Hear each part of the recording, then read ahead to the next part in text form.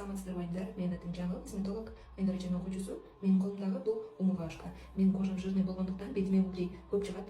Андыктан мен убрилерден ушул умывашка менен сактанам. Бул биринчиси. Экинчи ушул энзимный пудраны коем. Айнураны анан өз үстүнө гел пилингди коюп коем, сразу кетет. Бул энзимный пудрадан кийин кожа аябай кургайт. Андыктан кургаган учурда мен кандай кылам? Энзимный пудрадан кийин мен ушул өз үстүнө гел пилингди коем. Аз гана калды. Убрилерди бул ушул гел пилинг аябай жакшы кетирет деп коюңуздар. Ичинде составында скинарен деген мазь бар. Прям кожаңыздар сонун болуп калат. Себеби энзимный пудра кожаны кургап салат деп атпайбы? Ошол моментте пилингде гиалуронка көп да. Гиалуронка кожага сиңкирип дагы бетиңиздер мындашып кургабай калат. Анан ушул пилингден кийин мен кайсыны коем? Ушул масканы коюп коем.